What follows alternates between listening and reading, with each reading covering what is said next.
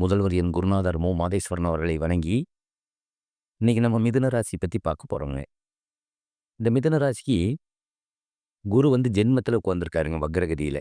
ராசியிலேயே உட்கார்ந்திருக்கவங்க சொல்றது தான் ஜென்மத்தில குரு அப்படிம்பாங்க. ஜென்ம குரு ராமர் வனவாசம் அப்படிம்பாங்க.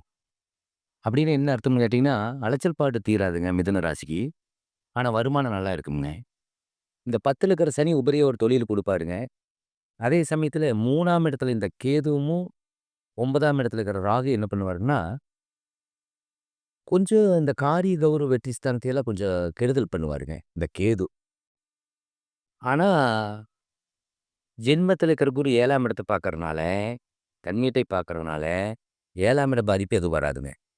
ஆனா, இப்போ வக்ரகதியில இருக்கிறனால என்னங்கன்னா, அந்த 7ஆம் இட பாதிப்பு வரத்தான் செய்யும். கொஞ்ச நாளைக்கு தான்.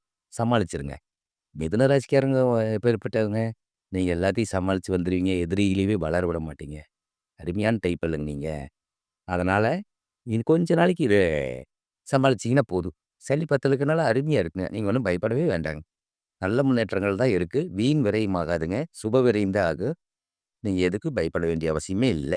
சரிங்களா? நல்ல முன்னேற்றம் தான் இருக்கு. இந்த ஆர்டிக்கிள் எழுதுறதுனால தான் நம்மளுக்கு டைம் பத்தலைங்க. அதனால தான் வீடியோ போட முடியலைங்க. ரொம்ப ரொம்ப கஷ்டமா தான் இருக்கு. பட் இது வந்து இன்டர்நேஷனல் லெவல்ல போறதுனால அத கொஞ்சம் இது பண்ணிட்டு இருக்கிறேங்க. நம்ம கைடு சூப்பர் கைடுங்க. அதனால ஒண்ணும் பிரச்சனை இல்லைங்க.